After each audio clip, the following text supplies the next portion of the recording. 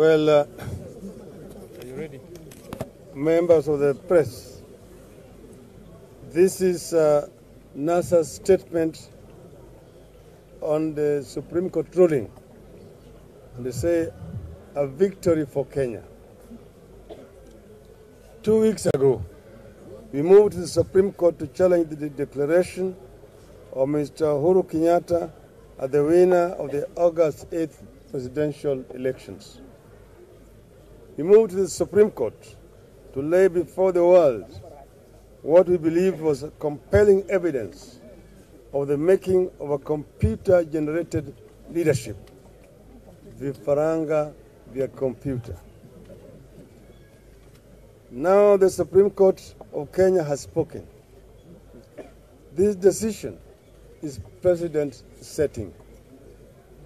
It will reverberate across Kenya, the African continent, and the rest of the world through generations to come. Never again will impunity reign in Kenya. It is now clear that no one in Kenya is above the law. A new Kenya has been born by this ruling.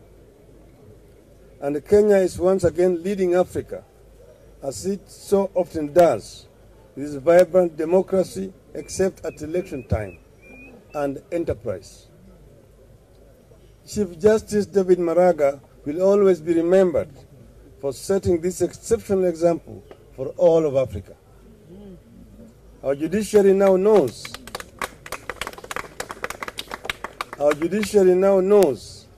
that they have the power in law and with courage to challenge the mighty powers too many African presidents wield against the will of their people. We thank the Supreme Court for standing up for the truth and in the process lifting the image with regard to the rule of law and judicial autonomy. We also honor the two judges who dissented. We honor them for their courage in standing up for their opinion, which we respect. They have made our justice system stronger and steadied our march towards electoral democracy. We salute our able legal team.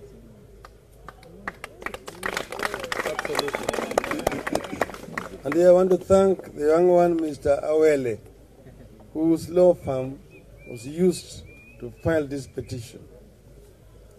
We particularly paid also tribute to the young boys and girls who spent countless hours poring over documents and who, in the end, established the IEBC fraud. We remain grateful to all those who supported the cause for which we have fought.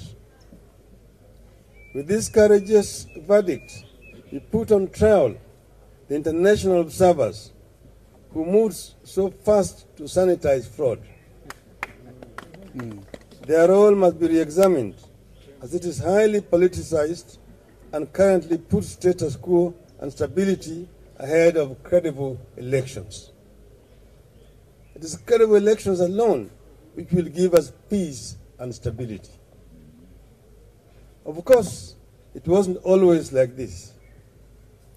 The U.S. strongly supported Kenya's push for multi-party politics, although it backtracked and quickly congratulated Mwai Kibaki on his victory in 2007, victory in quotes. But thanks to the EU observers at the time and some superlative reporting by international media, it quickly shifted course, and then U.S. Secretary of State Condoleezza Rice and British Cabinet Minister Lord Mark Malloch Brown traveled to Nairobi to promote the Kofi Annan-led negotiations process. The US, UK, EU then strongly supported the passage of the rights-oriented new constitution. But after Uhuru Kenyatta and William Ruto's election, our partners settled for the status quo. I'm talking about elections in quotes. The court proceedings in this case revealed the utter rot at the heart of our electoral commission and the electoral process. So blatant and third time in a row. But it revealed the rot at the heart of the Kenyan state as well. There's total impunity. Extrajudicial killings continue. Corruption has reached stratospheric proportions.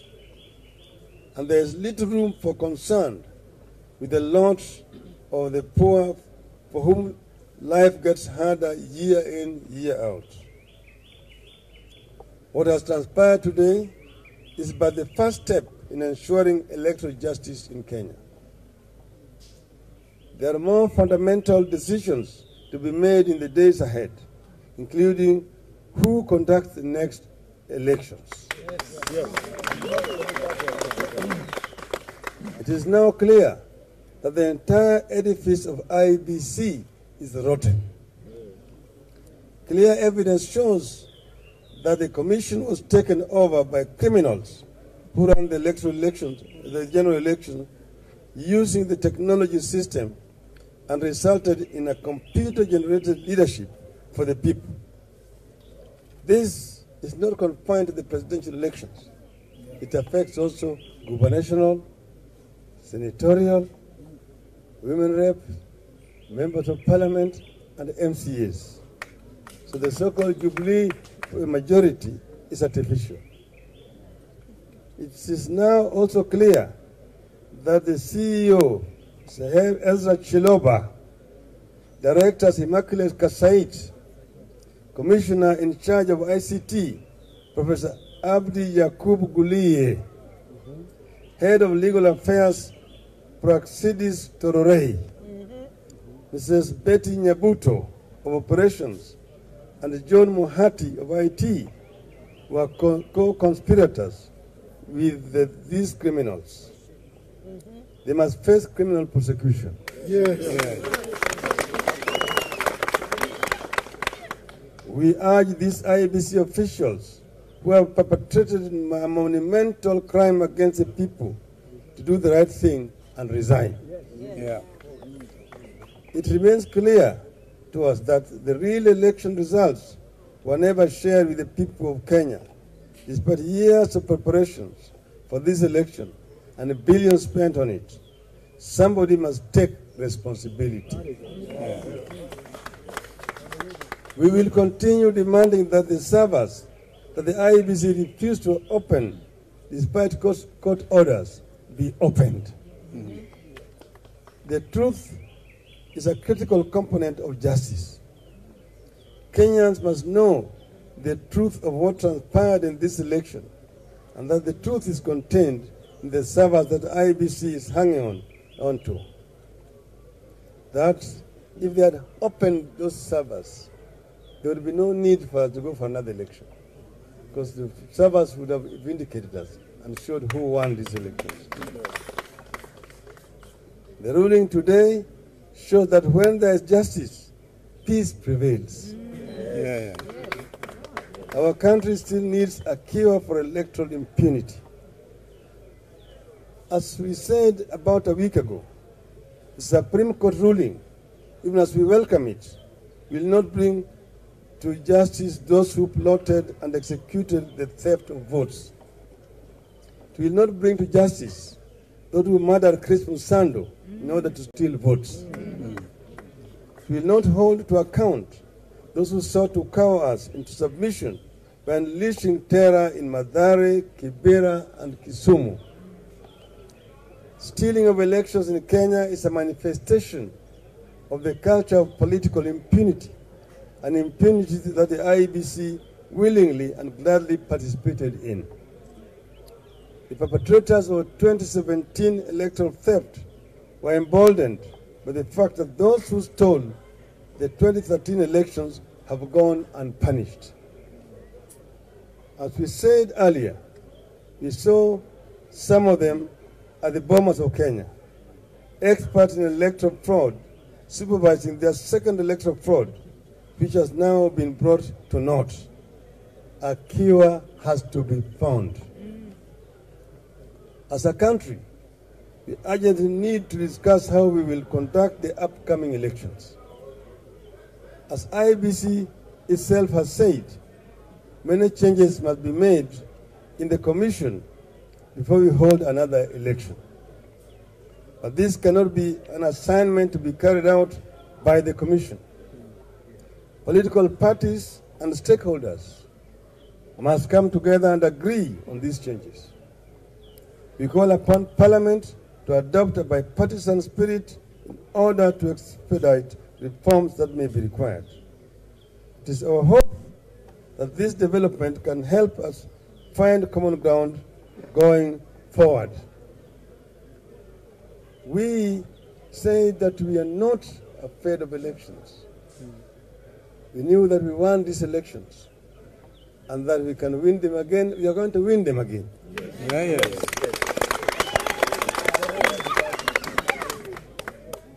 We say that the will of the people must be respected. I saw the president talking about 6 people subverting the will of 42 million Kenyans.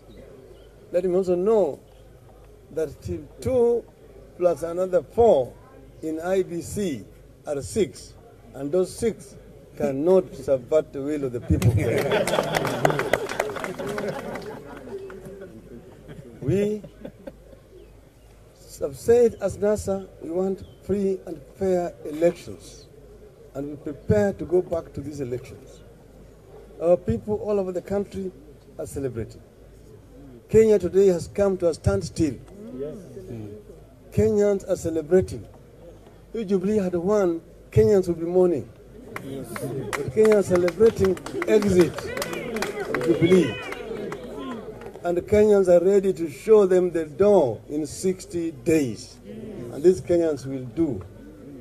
So we are therefore grateful to the judiciary. We are grateful to our people, the Kenyan people, for being patient during these very trying periods of time when we were going through this process.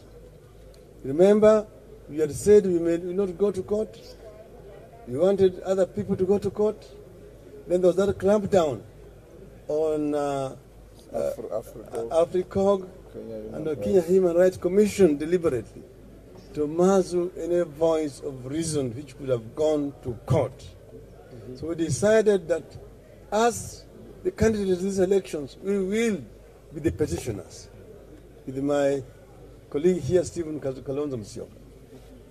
And we want again to thank all the lawyers who burned the midnight oil to prepare this case so that it could succeed. Led the Honorable James Agri Oreo.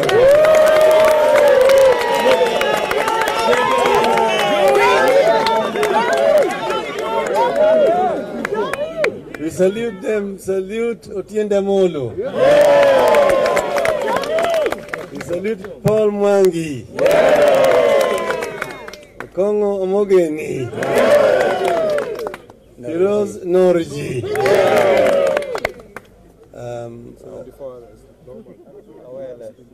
Mr. Awele. Yes. Mr. Andrew Lodge. Dan Mazo. Julie Soweto.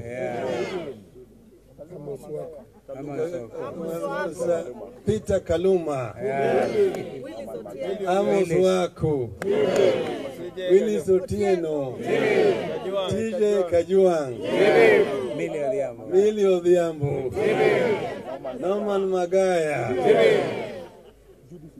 Judy Sijenyi. Dan Ameyu. Mutaha Kangu. This is and many others. And then the team of very young, dedicated Kenyans, those students who worked tirelessly to look at all those forms coming from the agents in the field, shifting them and comparing them with information, forging information coming from Bomas of Kenya, which now our able lawyer, Firoz Nouri, described as equivalent to the Bermuda Triangle.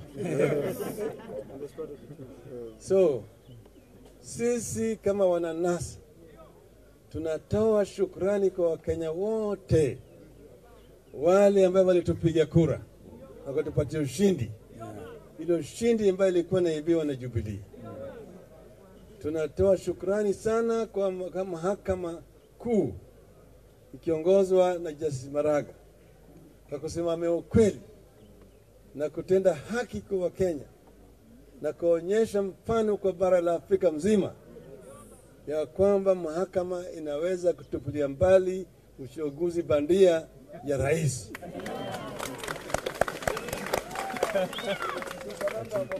Wizi wa kura haitaweza kuvumiliwa tena katika bara la Afrika. Demokrasia ya Afrika mpaka ipanuke, na Afrika isiangaliwe kama iko chini na nchi zingine, pale ambaye mtu mmoja anaweza kutawala, analeta tume bandia, anaiba kura, baadaye anatuma askari kwenda kupiga wananchi ambao hawana hatia. Tunalaani vikali wale ambao waliua kinyama Bwana Chris Msando. Shetani ashindwe. Shetani ashindwe. Ili waweze kuiba kura. Hii ni unyama ambaye haina kifani. Na wale ambao walienda kuua watoto ambao wanacheza, kupiga mtoto msichana miaka 11 na risasi kama mtu ambaye anawinda swara, kupiga mtoto ya miezi 6 na kuua, kupiga wananchi wengine ambao hawana hatia, kuweka kwa gunia na kwenda kutumbiza hiyo gunia ndani ya ziwa ya Victoria. Shetani ashindwe. Ashindwe sana. Ashindwe. Ashindwe sana. Wale jamaa ambayo walikuwa naibia kwa niaba yao hawajatoa hata rambirambi. Sikusikia Uhuru Kenyatta na William Ruto wakitoa risala rambirambi kwa Wakenya ambao waliuawa na wale askari yao. Tunaambia polisi wa Kenya, msitumiwe vibaya, msiwe wanyama. Polisi ni watumishi wa umma. Msiuwe wale watu ambao nyinyi mmelipa mshahara kuwalinda kwa vita ya kisiasa. Polisi mpaka wawe wastani, wasichukue pande hii au pande ile nyingine. Sisi tuko tayari, lakini tumesema hatuwezi kurudia kwa uchaguzi na hii tume ambayo imefanya hivi. Tume ya uchaguzi mpaka isafishwe, ifagiliwe, tuwe na wale watu ambao wanaweza kufanya uchaguzi yenye haki na ukweli. Ziara wetu kama wananasa ya kwenda Canaan inaendelea.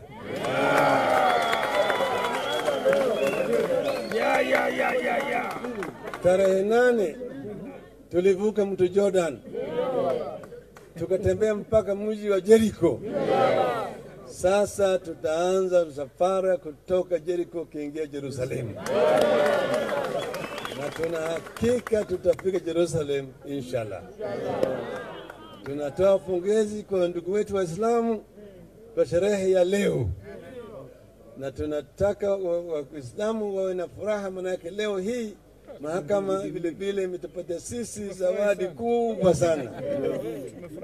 Idi mbili. Idi ile Jumaa na hii ya leo. Sasa ni Idi 3 nimeambiwa. Idi 3. Kwa hivyo tunasema shukrani sana kwa Wakenya wote na wafuasi wetu wote pale wako. Wawe macho, tunarudi uwanjani na tuna hakika tutaweza kupata ushindi mkubwa zaidi. Asanteni sana, Mungu awabariki.